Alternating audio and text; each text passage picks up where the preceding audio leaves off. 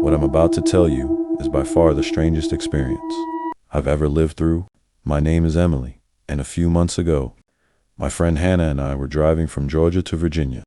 We had spent a few days visiting friends in Atlanta, catching up and having fun. But now it was time to head home.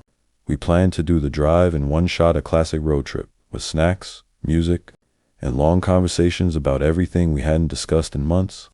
Looking back, maybe we should have stayed an extra night at our friend's place. But I was eager to get home.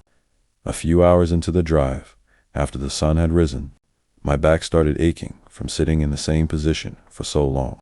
I suggested to Hannah that we pull over somewhere to stretch, grab some gas, and maybe eat before continuing. After a few more exits, we ended up in what the signs called a lively tourist town. I can't remember its name. It felt like one of those stops meant to lure visitors with quirky shops and local history. But something was off. The streets were empty, the buildings worn and peeling, far too run down for a supposedly busy town.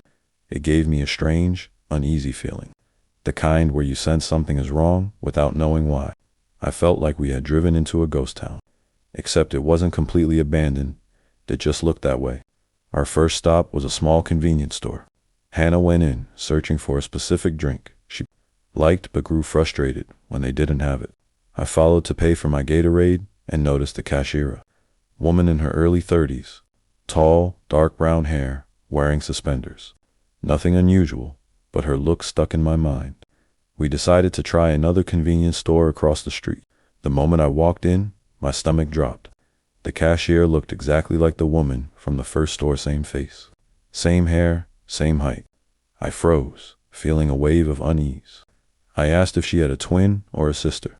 She gave me a strange, skeptical look and said no, she was an only child.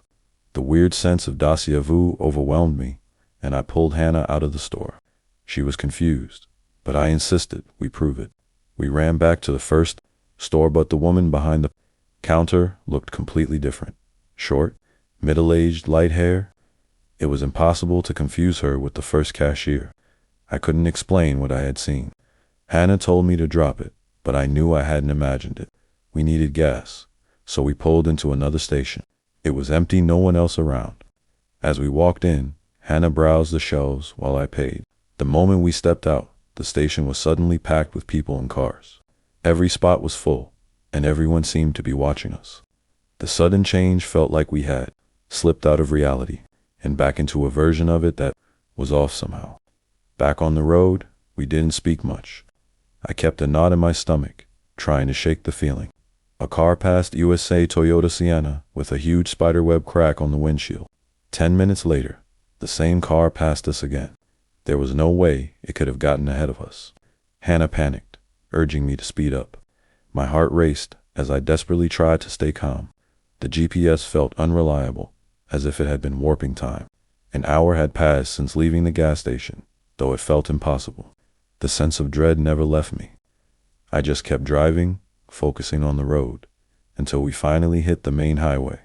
After that, the nightmare ended, but the memory haunts me to this day.